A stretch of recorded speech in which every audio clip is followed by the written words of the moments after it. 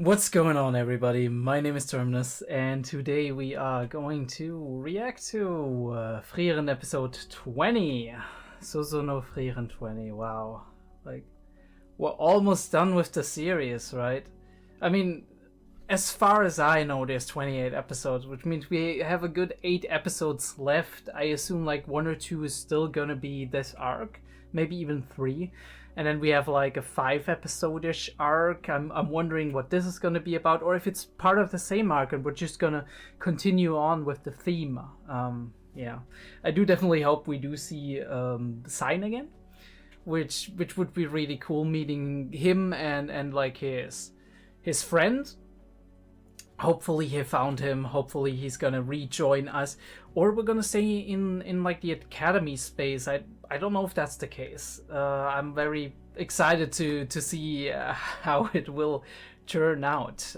Either way, we're gonna jump right into it. I want to remind you, because some of you are not watching this like pre-discussion format, and that's perfectly fine if you're not up to that. If you feel like you've gotten enough out of like the last post discussion and you're just okay, let's jump to the reaction and then we'll go for the normal post discussion, that's fine. But I want to remind everybody, there's 2 versions of this. There's the edited version of the reaction right here on YouTube, and there's the pip in the description down below. So if you are into that, if you want to see the full unfiltered reaction, which sometimes awkward, sometimes has some weird moments, but that's fine, right? It's authentic, it's unscripted. I'm trying to be as much myself as I can be, and sometimes there's just quiet times, right, where I just watch a little bit and say very little, but that's part of the deal as well. If you are interested in that, go check it out. In the description is also my Patreon. There is also a link to my Discord generally. Check that out if anything of that is for you. There's also the free member tier on Patreon, where you can just kind of see what's happening, kind of keep tabs on that. And we have the $1, which will have input on votes, especially upcoming votes, which is what is going to replace Made in Abyss, what is going to replace Frieren when it's over, and eventually this is going to be quite a while, but what is going to replace Jujutsu Kaisen. And sometimes I release Frieren, for example, a couple of days early, immediately when I actually get it out, either as a timer reaction or timer plus pip, or as the edited version, depending on how my time schedule works, just as a little thank you for anybody who gives me a little bit, even the lowest tiers. But generally, obviously, the early access tier is like the second lowest. Anything beyond that is just being nice to me and helping me out, and I would appreciate if you check that out. Other than that, if you're just here and you're like, okay, I want to support Terminus, you want to support what I'm actually doing, and that I keep doing it, that I stay motivated doing it, it's always good to give me a like and to subscribe to the channel, so you don't miss any more updates or additional things that I'm actually doing. I would really appreciate that. But yeah, let's get into this pre-discussion, see what happened last time, and try to pick up some of that stuff. We gotten to know a couple of characters, right? Denken and Lavina and kind of, we already got to know like the episode before that, and we didn't have that much of them in this episode, but I really liked that callback to Himmel and what happened to them, with the general reminiscing about what Himmel said, that he himself kind of empathized with that fear that Aizen felt, that he was like, yeah, me too, and kind of went down that route in order to help calm down his comrade here. And that's very typical of him, to be this genuine and authentic with himself. And actually, I do like that he grew into this role more and more, and we see more and more revealed. Obviously, it's very well done, because sometimes we see him very shortly before the journey ends, right? And sometimes we see the parts of him when they are at the beginning of their journey, which is really cool, because we see that both of these Himmels were kind of the same person in a way, but he grew into himself as the journey went on. Though I do feel like even in the beginning he was very put together. But yeah, she's like seeing the the close connection that 𝐏𝐢𝐏 and 𝐈𝐦𝐩𝐨𝐫 have here. And we kind of get to know a little bit of, I still don't know this guy's name, and 𝐸𝐏, and obviously they are in Frierin's team, trying to just get some water after they've already gotten the 𝔸𝕓𝕠𝕦𝕥. These derpy shots are really something, right? I'm having a lot of fun. These are really cool sometimes, just to lighten the mood. But we had a lot of planning going on, and I do hope that this setup is gonna pay off now, because we already had that. The general setup of the building of tension when Frieren released that mana blast, and kind of drew everybody's attention to the sea, and everybody who was kind of ignorant and still didn't know how things are going on, they definitely they're gonna be very, very focused on the sea, while the people who are kind of in the know and already plan and strategize a little bit, like 𝐸𝐿, for example, they already know, hey, this is not where the real action is gonna play, because the 𝔸𝕓𝕠𝕦𥃗 is never gonna go there, because there's so much mana there. It's just gonna stay away from that.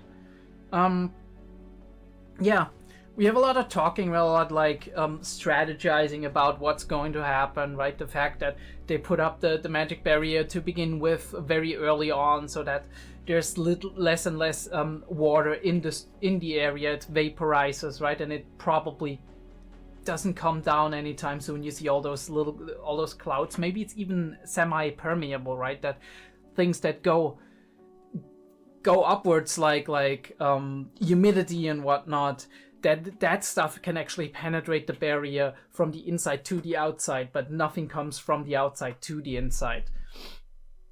And 𝐸𝐿 is looking for a fight. 𝐸𝐿 here is an underhanded fighter, apparently. We've gotten to know that.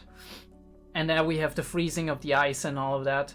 And everybody's kind of like focused on that, aside from like the more clever parties and those who already have a 𝔸𝕓𝕠𝕦. We have that little infusing every pond with like the most minuscule amount of mana, and a little bit of joking around, or like posturing between 𝐸𝐿 and his comrade here, who I don't know the name of. You guys probably have already told me in the episode 19 comments. And we do see that. I love that representation of mana, right? Like these little swirls in the air, but we do have dense spots of mana here where the corpses are going, and this is like the site of the 𝐿𝐏𝐧𝐤, which kind of reminds me a little bit of like, there's a lot of birds that actually can see a color spectrum that we as humans can't. Like, for example, budgies and other birds like it, they can, like parrot type birds, they can see ultraviolet light, which must look really crazy, right? I've seen like some pictures that try to visualize that, kind of like represented properly how a bird would see, and it's insane. It's really cool to think about that the world might look completely different to them. But yeah, we do have that magic association who are trying to keep the mages in the first class powerful, which 𝐸𝐿 says he doesn't think that's a good idea, because they shouldn't just be powerful, they should also have other abilities that are maybe necessary for life, right? And he has the experience of the royal court and the intrigue and the politics and like the power dynamics, and he says if you have a lot of power, you have a lot of potential to rule by fear, but rule by fear doesn't last long, and oftentimes you're getting stabbed in the back when you're too powerful and people are too afraid of you. So he's definitely speaking from experience here. But yeah, I do wonder, like this one, I just saw that this one girl from the back, she kind of almost looks like the villager that Sign met when they rescued that village, as what that was put to sleep by that plant. But it's not, I know that, but it's like very similar in design. Yeah, and we're just waiting and waiting, and I think it's beautiful the way they display that. I said that the last time, that the animals are slowly going to the watering hole and they're completely ignoring Frieren. It's like she's in one of those nature stands, right? And she's camouflaging herself and just trying to observe nature, which is beautiful. If you've ever been out there in the forest or something, and you've just sat down and not done anything and tried to observe everything around you, it can be such an amazing experience on some days. Not on all days, definitely, but it's really kind of bringing you closer to nature, and Frieren has incredible patience here, and it pays off. Because then we have this, like I said last time, magical moment.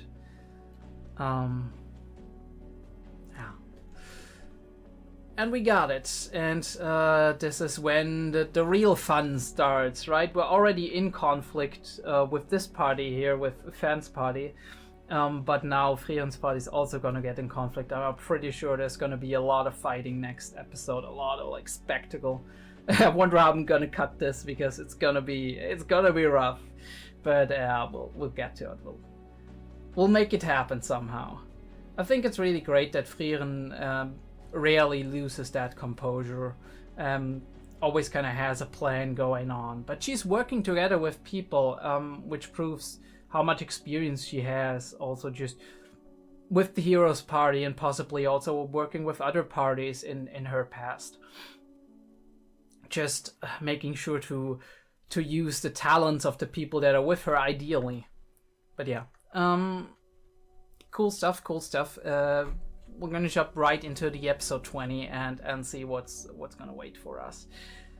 So far, I think I really like the mix of the comedic elements and the combat. We're now in an arc, I feel, where a lot more is happening again, where there's a lot more combat and tension building. We didn't have that combat yet that much, but we have a lot of tension building going up again. It reminds me of the demon arc in the 𝐏𝐢𝐏 region, where we have episode, I think 7, 8-ish, where we do learn about the demons, right?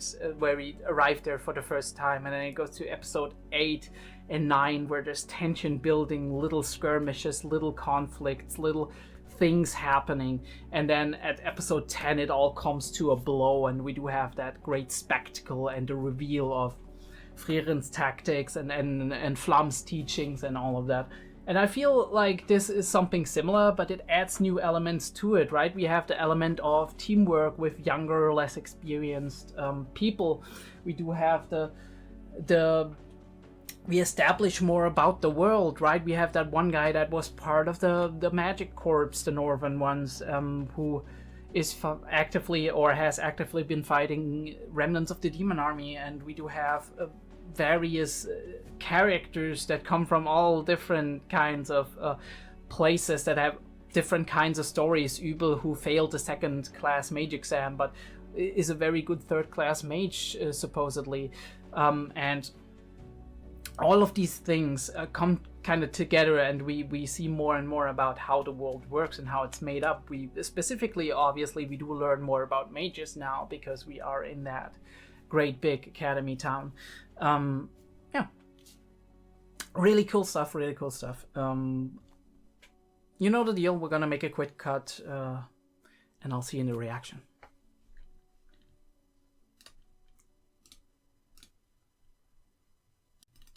Alright, Frieren, Season 1, Episode 20 starts in 3, 2, 1. And we have fighting going on immediately, of course we do.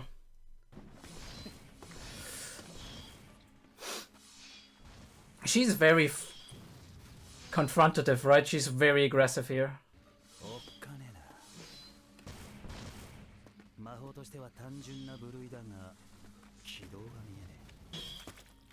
Ooh, wow.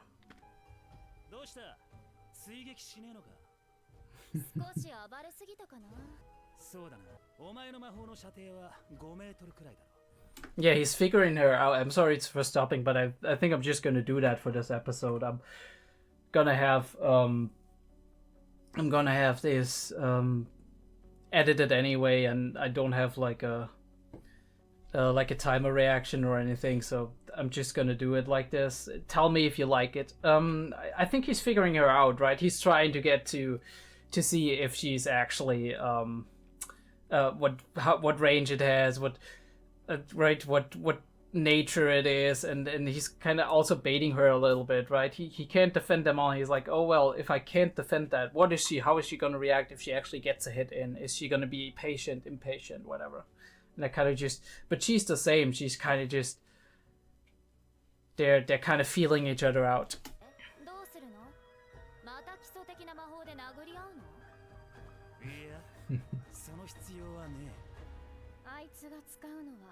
Devoid of character. Holy shit, Fern. It's fucking going. Yeah, she's testing those offenses. The reaction times.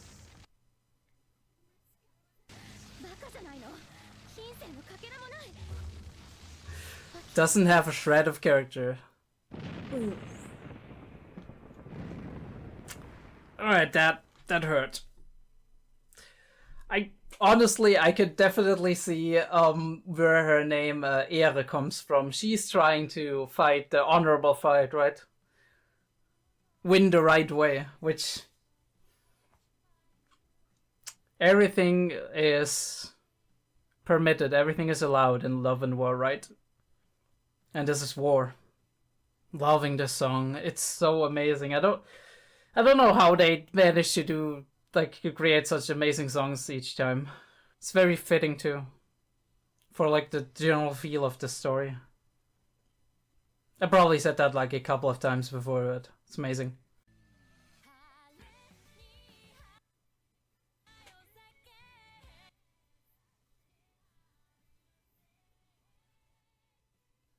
Actually, I'm not used to not having lyrics for these things. I've looked at the actual lyrics of the OP, of course, and I don't know what they're generally saying, but it's always nice to kind of read them repeatedly in each episode to kind of internalize them. It's really a shame that the subtitles don't include that in my version of it. Right. Oh, yeah, okay. He uses the same spell. He lured her in. Ah, maybe he wanted the confrontation.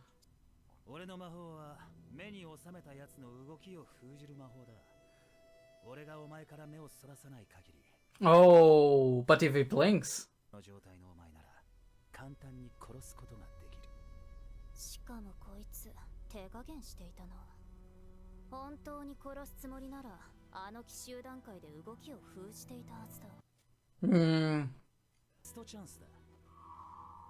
And he releases it. And she's not gonna do it.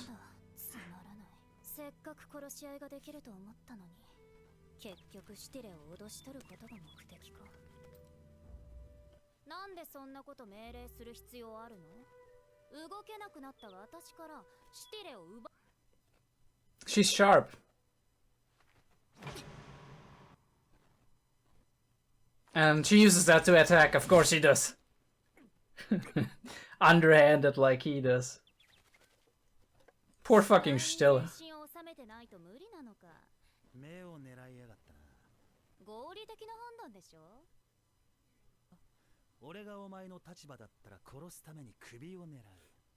They're learning something, every one of them, right? They're all learning something with each confrontation, and that's why they kind of also want to do it, right? A lot of those mages, they want to fight each other, test each other out, because this is the opportunity to fight against the best, and now you can learn something and get strong and get clever and better.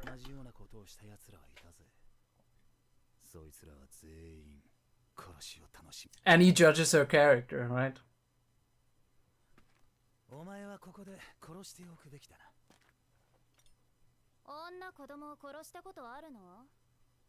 Have you?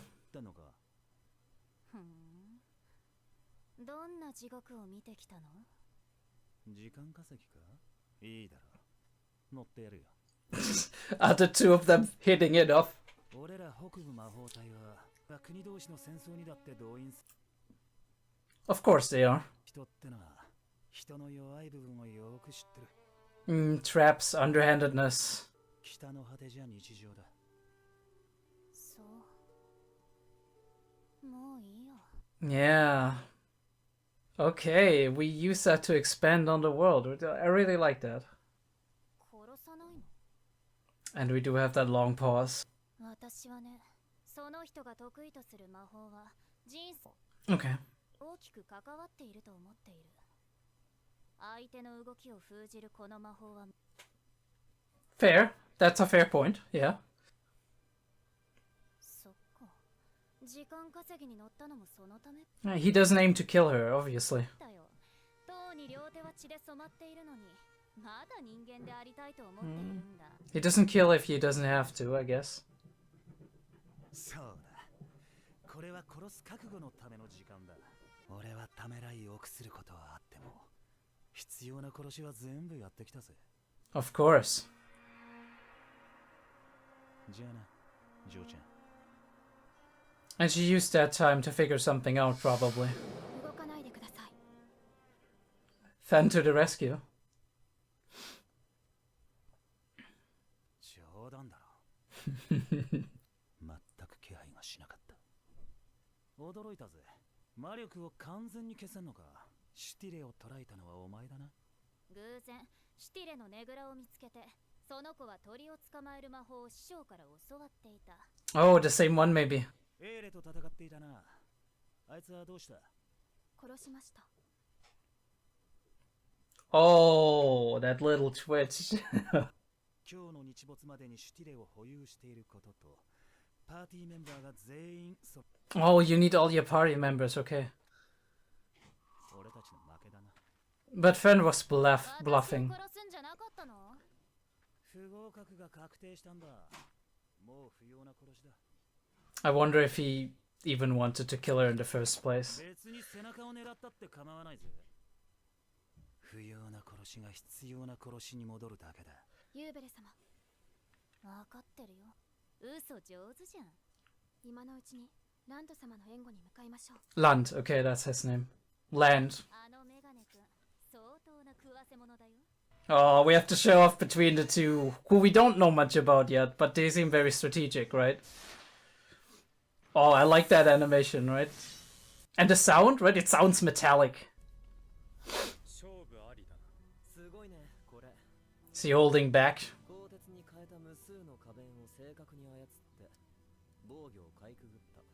でもこれ我流でしょ。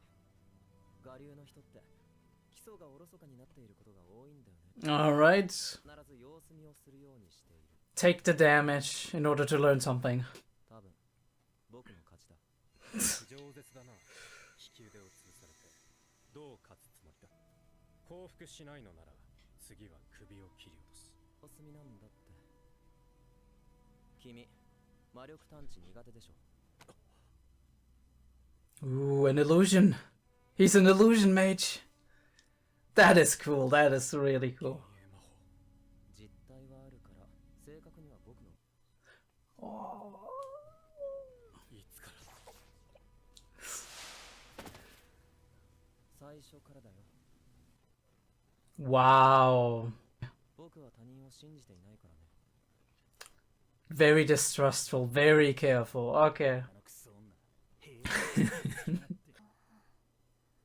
魔力切れかよ。だっせな。魔法学校の首席だろ。さばききれなかった。信じてないでしょ。 He does. Holy shit, Fan. Fan is cracked. I said it before. 撃魔法だけでこれほどのゲートができるとしたら。What could she do with more than that? Yeah. 行くぞ。シャルフと合流する。待ってよ。歩けないんだけど。 And now he's gonna carry her. He uses magic to carry her. ちょっと物みたいに運ぶつもり。おんぶして。 It's more strategic, okay? It's more strategic. So I assume they know each other, right? From before the exam. Bro's taking a nap. ビア音符してくれ。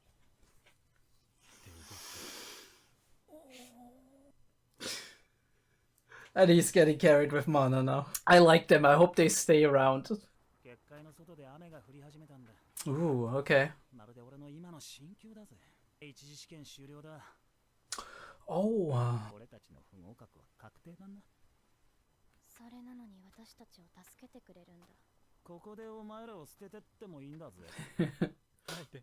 泣くんじゃねえよ。 so he's a wild card, but obviously, since he joined the Knights and he's a commander, he's responsible for people. He does have that ability.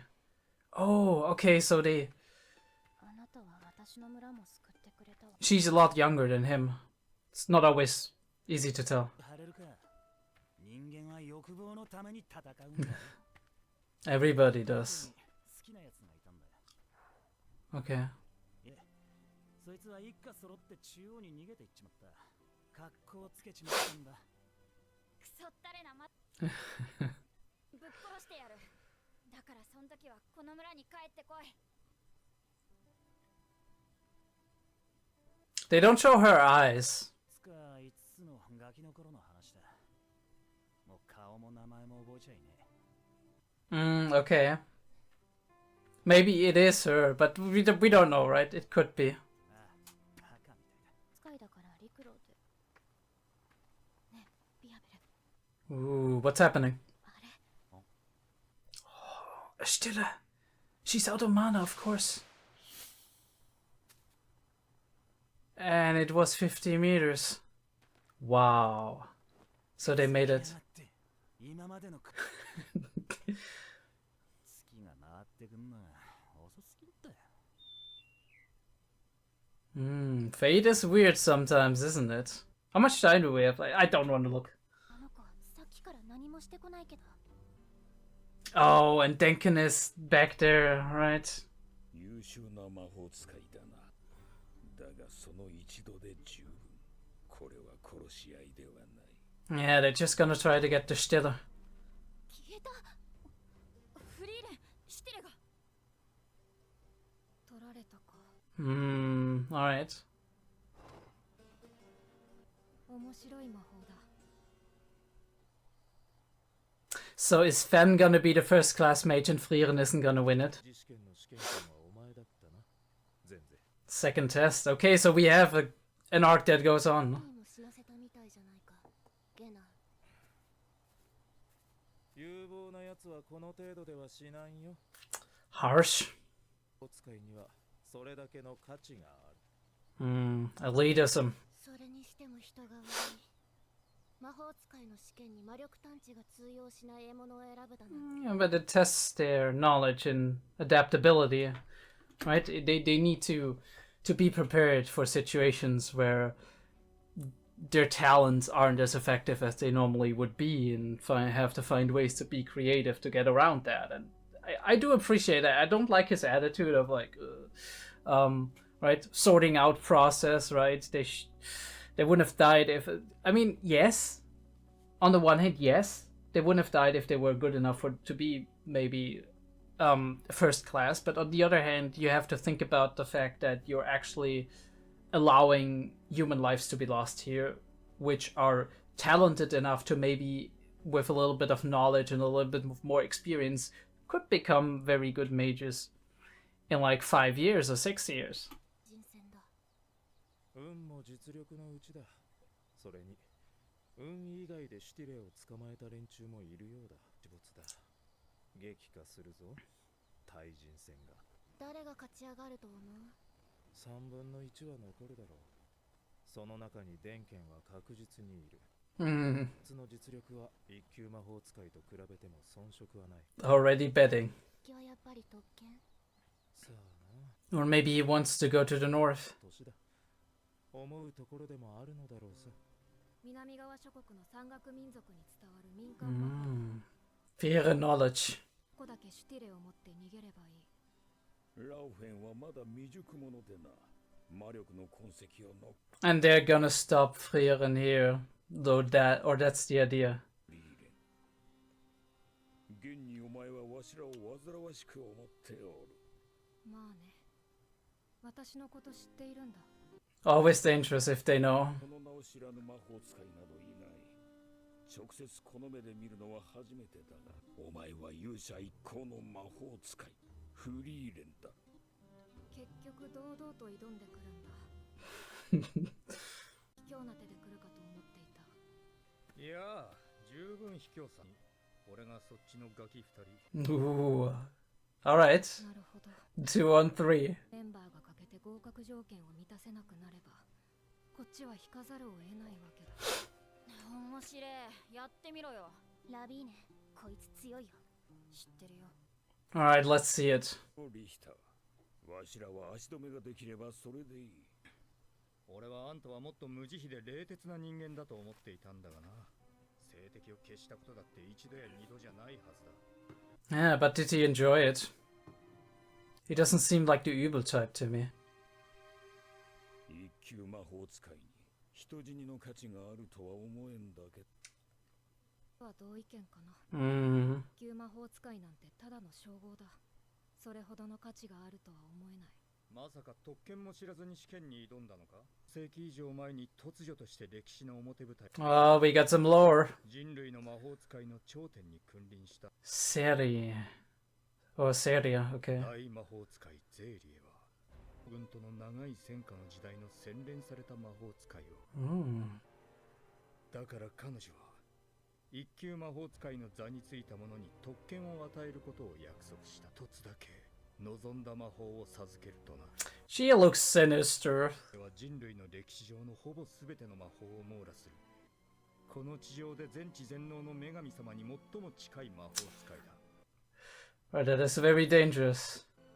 望んだ魔法が授けられるということは魔法使いにとって願いが叶うに等しいことだ。今や一級魔法使いは人外を疑うほどの化け物揃いだ。 Desire. それほどの価値があるんだよ。バカバカしい。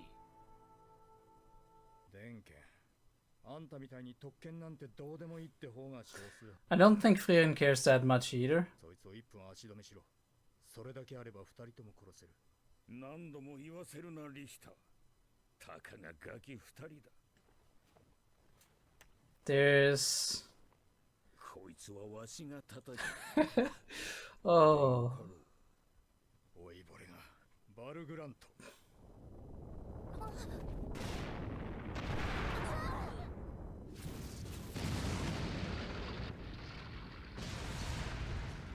Frieren is not impressed.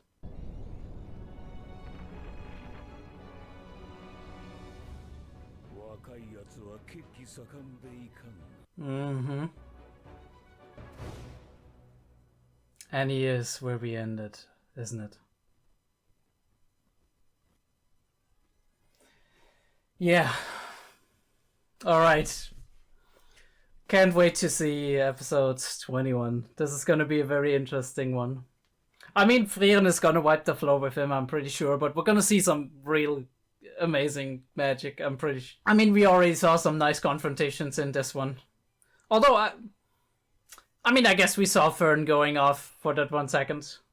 That was an amazing animation piece.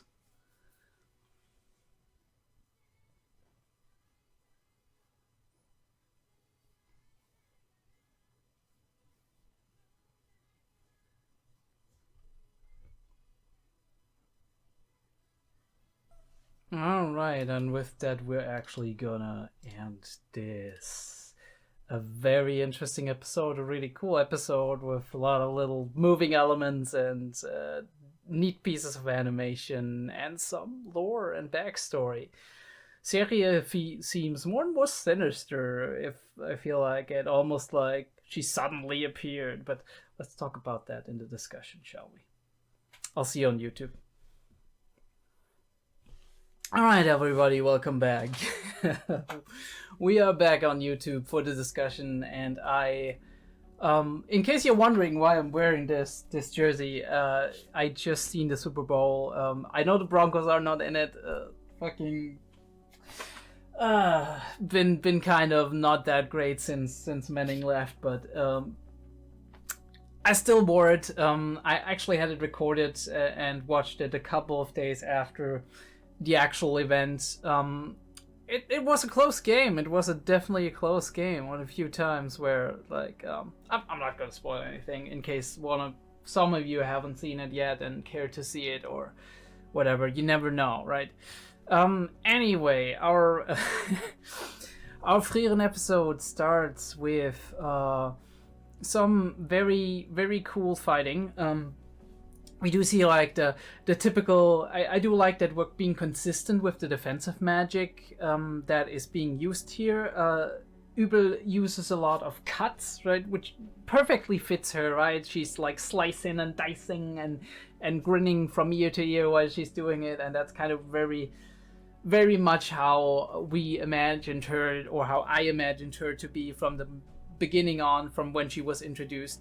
I would wish that we maybe see a little bit more of interesting and creative defensive magic as we go along, because so far we have only seen that new kind of defensive magic that was developed after 𝐸𝐷𝐿 that has these hexagons going on there, and it's cool visually, but I do feel like it would be really nice if we saw something a little bit more creative. But maybe we actually get to see that with Denken and 𝐸𝐷𝐿 and some others who are not, or at least who are not of this generation, or at least a little bit older and know a little bit more of a versatile skill set, kind of, in spell set. Because if you think about it, obviously there is Denken especially seems to me like the character who is more trying to find creative ways and clever ways to defeat opponents rather than relying on strength alone, especially with that monologue or with that kind of monologue he held in the last episode, where it was like, strength isn't everything, and I've seen a lot of mages that were a lot stronger than me that didn't make it for some reason or another. And yeah, they're testing each other out, and I do really like these shots.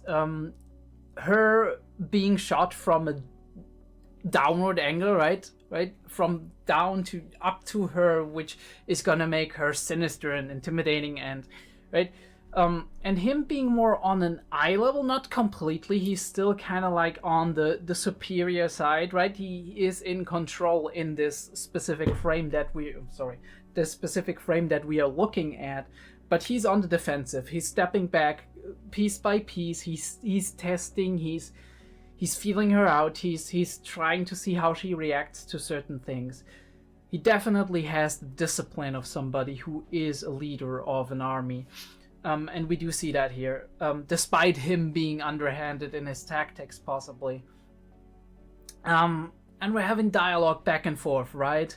Are we going to wail each other forever, right? She's instigating, she's teasing, she's trying to get something out of him that might be a reaction that has a flaw, and he's doing the same. And then we have this, which is, holy shit, I can probably only show it for a very short period of time, because I'm 90% sure this is going to be the stuff that's getting flagged on on YouTube and whatnot.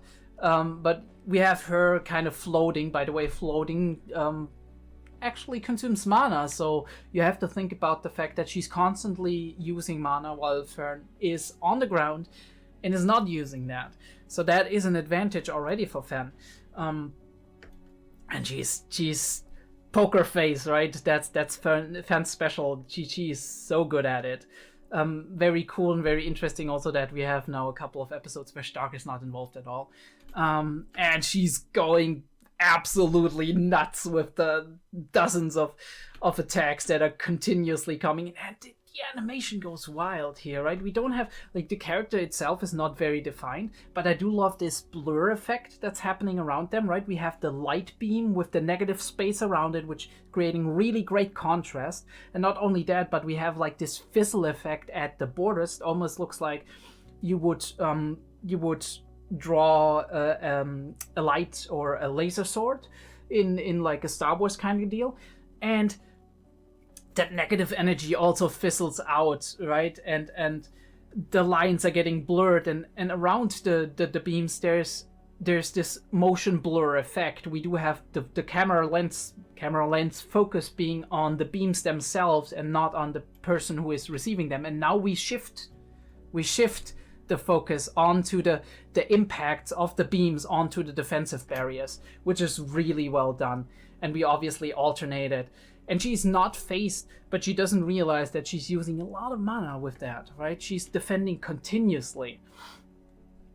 And that, I guess, is something that she doesn't get. First of all, Fen is very good at hiding her mana, so she doesn't know what mana capacity Fen exactly has, and can therefore gauge can't gauge all that well how much time she has to keep that defense up. And second of all, we have learned that with 𝐸𝐷𝕠𝕦�⁶, like in the episodes back then, in episode 4 or 3 or something, that it uses a lot of mana to actually defend, right? Even if you do it punctual, that is the bottleneck of this technique. I mean, obviously, being somebody who studied modern magic theory, she should be aware of that. But I think since mages switched probably to another mode and have become more creative, maybe, but also less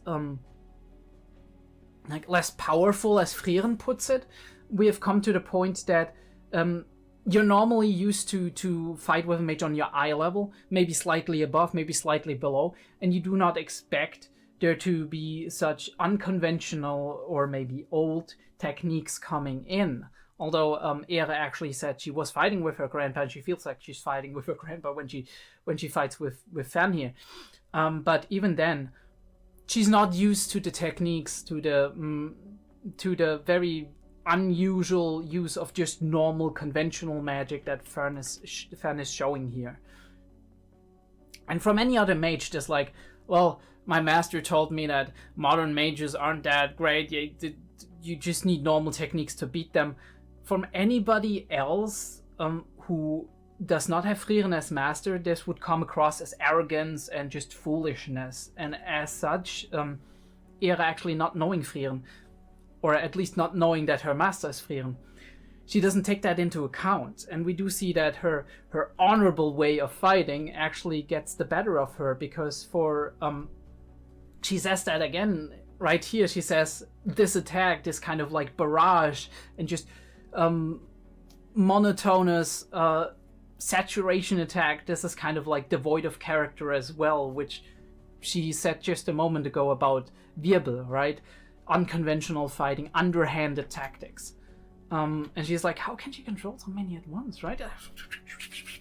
And you see that the light works, and it's really impressive and really cool how this just keeps barraging her, and she's whittling her down. She's whittling her down here. I'm purposefully stopping this. You do notice that, because but you see the beauty in it, even if you don't continuously animate it.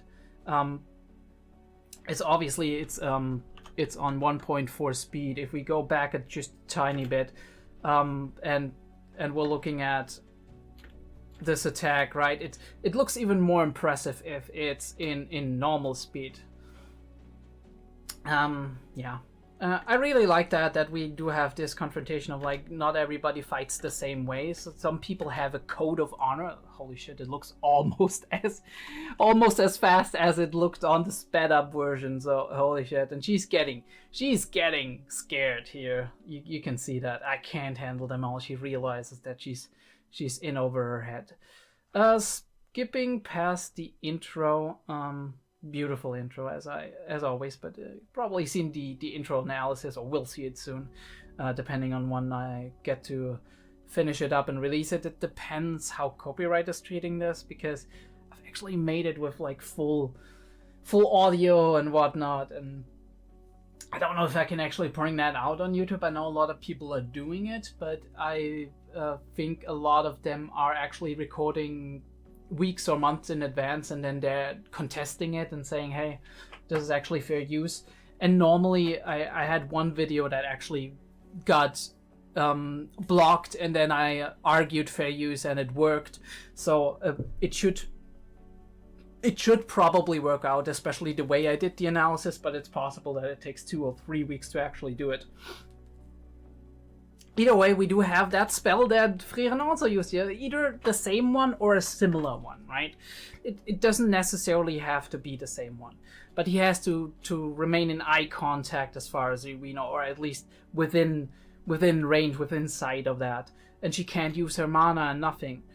So he's got her, basically, but his inability to actually kill her, his way of, like, maybe also being curious about her, right?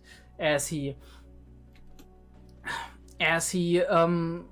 should be curious. They've been curious about each other from the beginning and testing each other out, and it's very interesting to see how long he actually stalls and how he doesn't necessarily perceive it as necessary to kill her. He could have killed her right here and he didn't do it, and she goes out on a limb and says, you know what, he ain't gonna kill me. So she the classic trick, right? Throw it up as a distraction, right? Here's the bait, though follow it with the eyes, and he does. Because it's an instinct, it's a reflex, right? If something flies, you're... Sorry, but... Did I hit you? I'm sorry. If something flies upwards, you're kind of just instinctively following it if it's an object you're very... right, you care about. Or if it's something dangerous, of course, right? We do have this phenomenon in psychology, like especially like perception research, where we do have gun focus. If there's a weapon, or especially a gun, but also other weapons are in the scene, within like a situation, an altercation, that there's a heavy focus on the weapon because it's a very threatening object, and you do often just not notice the other things about the scene, so such as, for example, the assailant's face or their clothes. You don't retain that as much as you do the gun and what's happening with and around the gun. So there's a narrow focus on that because it's threatening, and in this case because it's the thing that you need to actually succeed in your thing, and she uses that little moment with her absolutely I don't know how to call it, sinister smile. And oh, I love that. Wait, let me actually take that back and see if I can make it a little bit slower, because it's a really cool shot. She goes in here, right, with the eyes not having the pupils, right? She looks almost demonic here. And then we go in for the let's make it really slow. We go in for that zoom in, right? We have that couple of frames where we're zooming in. Let's go a couple of frames back, actually, right? We start here, and she's gaining momentum, and then we start with the lines around, right, and the blurry effect, and we start to see her eyes, her little purple eyes, and the fizziness of her, right? Because it's so fast, and it's really cool to emulate that with all of that fizziness around the character. And then we zoom in, and we have the focus pull, because we see her for a short period. We see her, this is like the thing when you're driving or flying a plane or whatever, you do have, if you focus on a point on the ground, on the street, whatever, and you keep focusing on that while you are in movement, you do see that point on the ground as stable, right? Not blurry. Although everything around you is moving fast and it's blurry, you do see that one point in the distance, specifically. And that kind of allows us to be very perceptive when it comes to these things like driving and whatnot. But yeah, and then she's all the way up in our face with like the facial expressions completely contorted and everything. Actually, I think next episode I might wanna, I don't know if I can actually make that or whatever, no promises, but I might wanna actually look into Sakugaboro and just look how these animations, and maybe the ones that are coming next episode, are faring and who actually made them, because that's always cool to see. And oh, that, I love that. Look at that. This is really cool. His defined state, and then we are abstracting him completely to like a scheme, like an after image of him, and suddenly he actually perfectly dodged the thing. And she stands still for a second, right? You see that she lands, doesn't land, but she's like here in the air, and this is where her momentum ends, and we have 1 frame and 2 frames. She's only moving in 2 frames here. Other than that, she's always moving in 1 frame, right? 1.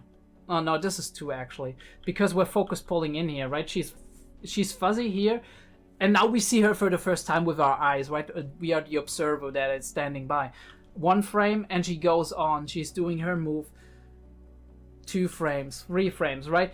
So that we actually see the steps in her movement here. Really cool how she does that. And a little drop of blood actually flying from him, which is super, super cool. Nice piece of animation here. Really, really great job. And we're back at the standstill. And this is how it goes, right? Well, we're trying. And he's kind of low-key bluffing. He's not bluffing completely, right? We use that entire sequence where she's like, yeah, you ain't gonna kill me. And he's like, well, I'm used to doing that, right? She's like, you ever killed a woman or a child?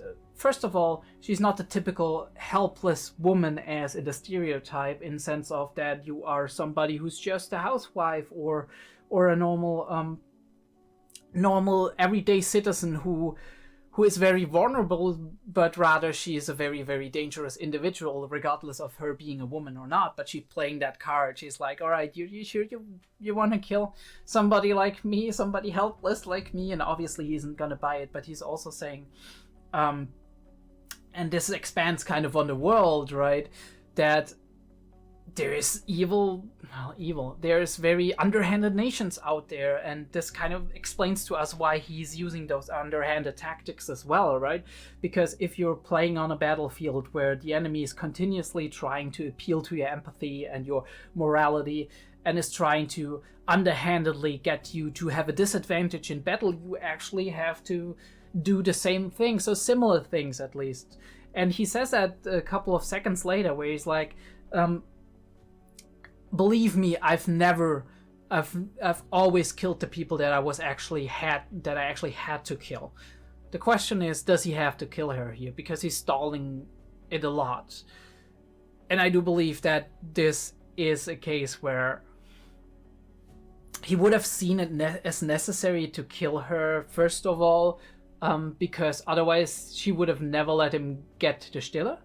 And second of all, because the 𝐸𝐿𝐴 was on the wayside, but if they continued to do so and he wasn't able to kill her and wasn't willing to kill her, he couldn't move anywhere because he had to keep the spell, because if he was too far away he couldn't keep it up, and then she would go after him again or get the 𝐸𝐿𝐴 or whatever, right?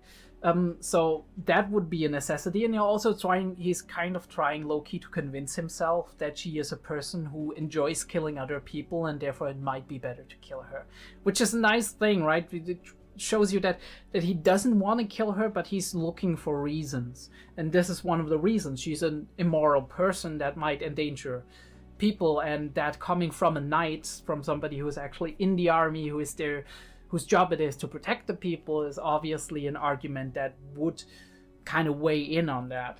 But I don't know if he would have done it. Either way, she sneaked up on him, Fan sneaked up on him, and we have that little tension release moment. Like, you serious? You sneaked up on me, I didn't even notice, and you beat 𝐸𝐴. Yeah. And now it explains, right? He retroactively is like, oh, no wonder you actually got the 𝐸𝐿𝐴. And even though 𝐸𝐴 said we were just lucky, I feel like that might have been an element, right? That Fan was actually, like Frieren, able to reduce her mana in a way so the 𝐸𝐿𝐴 wasn't quite as spooked by them. And they were able to do it more easily. And Fan lies her way out of that, right? She says, I killed her. And first of all, I feel like this is an emotional shock for him. Because as we find out later, see that twitch on the eye, right? We see, yeah, here we go, the twitch on the eye. He doesn't like that. That's an emotional shock for him because he knew her, right? First of all, he and 𝐸𝐴 go back. We see that possibly a year or two or more, and we also know that further in the past, he supposedly was part of the army and saved her village. And saved her directly, so that is a second connection between the two of them. So he cares about people. You see that in that very moment, and Fan is actually very good because she sells that. She sells that cold killer atmosphere, right? I mean, 𝐸𝐴 could read it because what do you say? Takes one to know one, right? 𝐸𝐽 actually, she could kind of see that she was bluffing. Maybe also because she's gotten to know Fan a little bit in that short time that they spent together trying to getting the 𝐸𝐴 and strategizing and whatnot. But Fan, the way she is, she's very emotionally distant, right? She can put her poker face on. She's very expressionless, especially when it comes to her talking to excuse me. Her talking to people that she doesn't know. And she sells that, and he gives up. He's like, all right, if she's dead, first of all, that kind of hurts me, and I'm emotionally kind of not that great. And second of all, this kind of lowers my motivation on another level, on like a logical level, because now I can't win anyway, because we all have to be together. And she's like, Dad Four Eyes will be fine, he's quite the pretender, and that tells us that she noticed he's using illusion magic even with them. Which tells you a lot about what she's able to observe. She's a very observant person. And here we have the confrontation between, how was he called? Let me see. Yeah, good liar, Mr. Land. Yeah, Land means land, or, yeah. I mean, you could say property, but probably not. That's not the exact word. It's land. You could also be landing, but that would be, yeah, I mean, that would be an adjective in the form of like, right, I'm landing, but that doesn't fit to me. Land. I don't know why it's called land. Land could also mean nation, mind you. That could be one thing that we can look into. Maybe we find out something later that he's very patriotic or whatever. He doesn't seem like the type, but I love that, right? The petals being metallic and kind of forming like some kind of fuzzy mass that is deadly and dangerous. Here it almost looks like it's forming a sword, right? Like with the... It's a little bit thick for a sword, but it is definitely sword-like in a way. And here we do have more like that of that curvy. It's like a creature that's actually expanding, right? Like a snake, and then it's, or a dragon, and it's roaring up, and then it's getting really fast here. We have the whoosh of the petals and the waviness, which is really amazing and cool. And it's cool how they use that, right, with the defensive spells, and it kind of goes around the defensive spell, and like almost like a liquid makes its way through him. But we do see in just a second that he's like, you ain't seen nothing yet, Sharf. And again, amazing animation here with the it almost looks like water. Not exactly, right? It looks like the petals are turning into some kind of fluid or into some kind of fire, right? If this was red and yellow, you would interpret that as fire or smoke if it was gray. So it's a really, really great visual. But we do see the sharp edges of it over and over. And he's like, you're not good at detecting mana, are you? And then he comes from behind. He's like, well, gotcha, bitch. Paralyzed. And it's illusion, but it's not illusion. He says it's an actual thing, right? So we, how was the thing called? How was the spell cast in? It's as early as like 3rd edition Dungeons and Dragons and earlier. Mirror image, exactly, mirror image. So he's casting mirror image with just one image. Really cool, really cool. I do love it. And yeah, the petals are beautiful, by the way, and the flowers slightly out of focus that he's lying on. Great, again, great composition shot with him lying in the grass and him standing over it, right over him, looming over him, which is really a really good visual representation of what just happened. He had the upper hand all along. And then we got we got them talking, and now we get to know they're familiar with each other, and they know each other a little bit better than people who just met for the exam. But that makes sense, right? Maybe they went to the academy together at some point, or at least he was an upperclassman or something. That makes perfect sense to me, and they're involved in that whole like mage society thing. So yeah.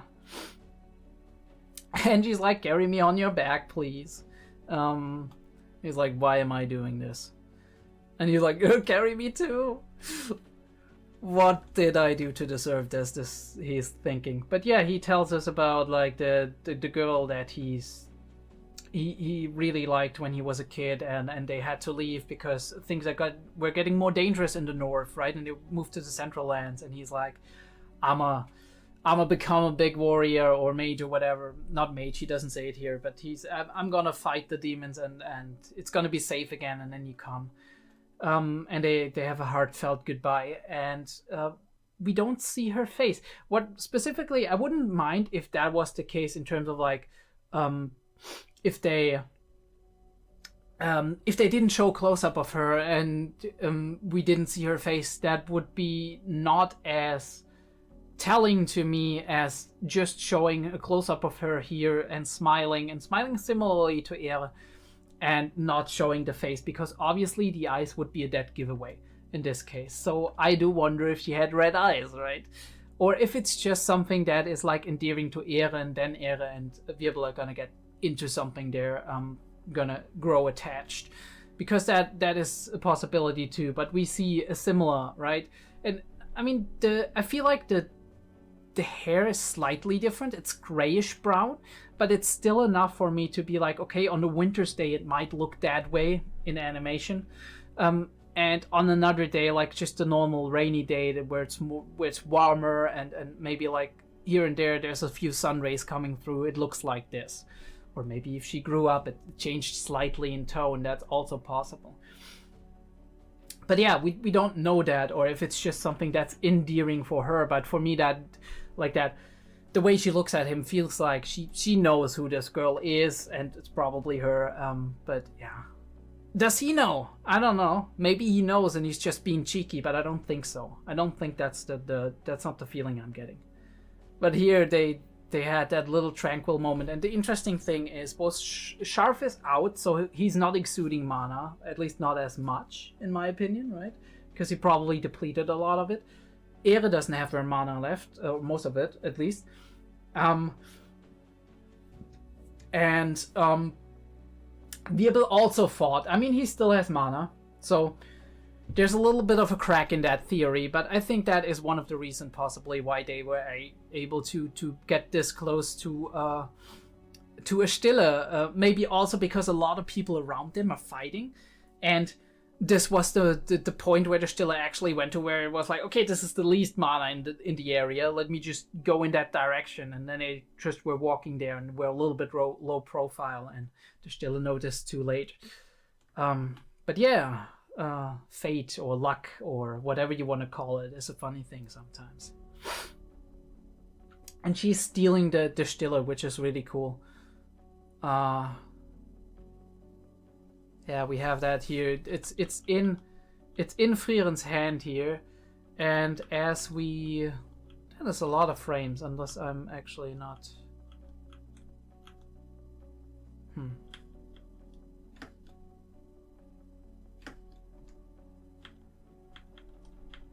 No. We held a lot on these frames here. So yeah. Yeah, all she wants to do is kind of just disappear. And they're like, alright, what now? She vanished?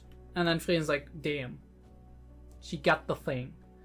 And obviously, like Denken said, she's not as experienced, so she left mana that Frieren could have followed. And Denken actually identified her the moment he met her, apparently, which, again, we can get into the philosophy of him saying like, okay, this is like a sorting out sort of thing. I still think it's wrong to just not provide any help at all. I think it's legitimate to save people who are unable to fight anymore, at least just save their lives to a degree, because now obviously there's moments in which you just die. Right? You die and you can't do anything against it. But if somebody is badly hurt and they can't fight on and they collapse on the ground, I think there should be somebody standing by and being like, okay, we'll get them out. Because this is wasted talent. And in this regard, I think Frieren would agree, and I do agree with Denken, that it's stupid to kind of just let these people die, because in a few years they could be first-class mages. They could be strong enough and clever enough to actually do that and not not as naive as they were and learn from that experience, but they just throw that talent away. And I do wonder if this kind of hubris is gonna bite them in the back eventually, right? Simply have that much worth, right? Elitist thinking. I think it's fair to do like I said, to provide them with a test that is out of their comfort area. It's definitely clever, but for the best majors, it's definitely something that should be the case. But like I said, nothing justifies death, and I think Denkins thinks the same way. He's like, I don't need to have you kill these 2 children just for the price of getting that accolade or whatever it is. That's not worth it. I've killed a lot of people, but only when it was necessary. Yeah, he recognizes Frieren. It's always difficult if somebody recognizes Frieren, even though they don't know her full capabilities. They still know she's she's somebody who has to be treaded around very carefully. Now, obviously, he's still somewhat too sure of himself or not knowledgeable enough about Frieren's capabilities, mainly thanks to Flamme and Frieren's tactic, right? That he still thinks he can beat her. Yeah. But yeah, we have that talk. I don't know if he says Richter. Interesting. Richter is judge, right? Very interesting. Judgmental. Him talking to Denken has been a lot of judgmental statements and just strong opinions. Richter doesn't seem to be all that neutral. Although maybe that's his true sign, right? He doesn't seem sinister, but he also doesn't seem to be conflicted by morality itself. So maybe that's true neutrality in a way. If you want to go by like the D&D kind of, but even not the D&D, right? Like true neutrality that is away from like moral goodness or moral evil in that sense, as we define it by our very subjective standards in everyday life. Yeah. And we get to know 𝐸𝐬𝐨 through word of mouth, right? That she more than 50 years ago, the great mage and founder of the Continental Magic Association, 𝐸𝐸𝐨, suddenly appeared, which is very curious, right? More than 50 years ago. How long was it that Himmel defeated the Demon King? I think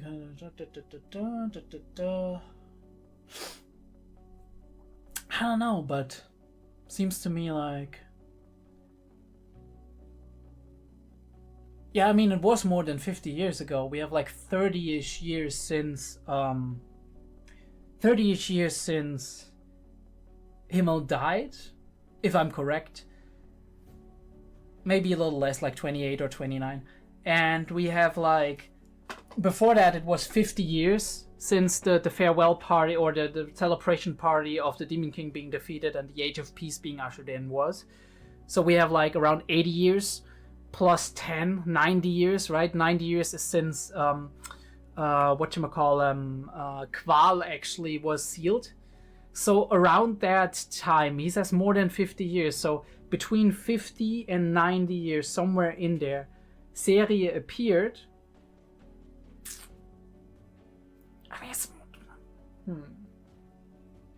yeah, it's more than possible that the exact time, or around that time, a couple of years after the Demon King was defeated, 𝐸𝐸𝐨 actually suddenly just appeared.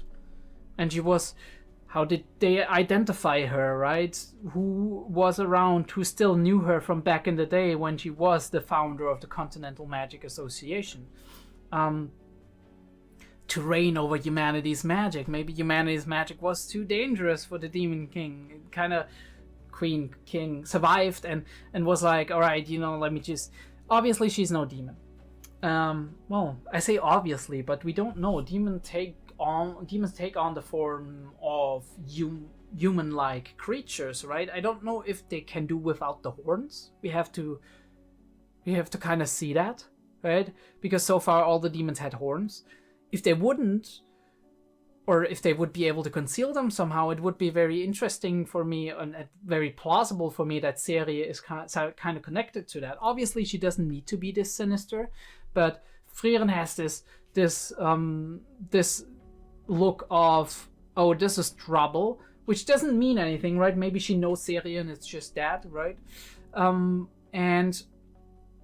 And we do zoom in on her here, and she's kind of really, really nefarious looking, kind of like 𝐸𝐨 in the general sense. So she might just be a very a very nefarious, trickstery kind of person, but actually power hungry, maybe even, but actually on the side of humanity and the elves, or she might be something more than that. I don't know. I mean, from the first moment I saw her in intro number 1, I was like, this is possibly a bad person. And they equate her to almost the goddess, closest as it can be to the goddess, and she's giving them, right? Because she has so much magical knowledge, and she can give anybody who becomes a first-class mage a new spell. Which, I don't know, Frieren probably knows a good deal of them. Also, holy shit, this mage here, he looks like he has black wings, right? Like some kind of like fallen angel kind of deal. So I don't know, a lot of these like kind of in the dark things, especially also the guy on the right side, it looks like he's using a similar kind of magic as 𝐏𝐢𝐏 was using with his like blood magic kind of shit. And her, it's, I don't know, it could be something with hair, or it's something completely different, of course, but yeah, I mean, and that is the price, right?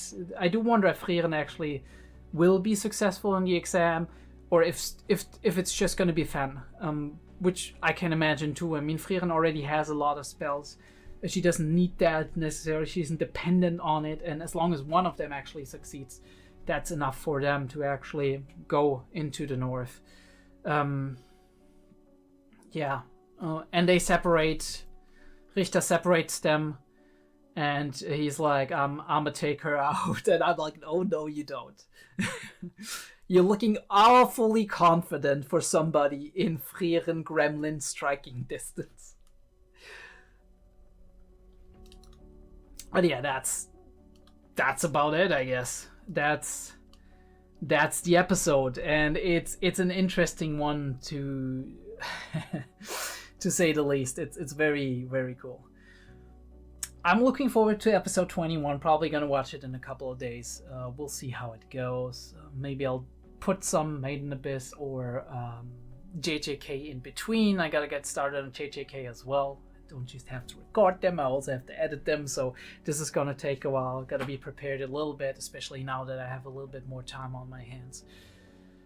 But yeah, if you did enjoy this video, please give me a thumbs up, subscribe to the channel so you don't miss any more Frieren or Made in Abyss or 𝐤𝐬𝐨 Kaisen content. Other than that, I do have a Discord, would love for you to join me. It's free, you don't need to do anything, you just have to click the link in the description below. This is gonna be up for like 7 days after I post the video. Then it's gonna expire, but I have a permanent link on my about page, right, on the channel page, where like also my Patreon links and all these, and my analyst and all this other shit is in there. You can get it there, join the Discord, talk to us. We've already got a couple of people who were actually coming in not too long ago, which I'm very happy about. Just, right, occasionally talk to people, share some memes, make some conversation, keep people up to date as well, and check out the Patreon if that is something for you. You don't have to go for the early access tier, you can also just go for the lowest tier, where sometimes you get a little bit early Frieren, and going forward any seasonal that I'll do after Frieren. And yeah, I hope you do enjoy my content. Leave whatever thoughts you have, whatever interesting things you have in the comments down below. I know a lot of you, a decent amount of you who are very interested in Frieren, who are always interested to say something about what's happening and what has been happening, give more context or give your own perspectives. I've read so many comments in the past where I'm like, huh, this is, I haven't thought about it in this way before. So that's always cool to read, to listen to, and whatever. Yeah, see you on the next one.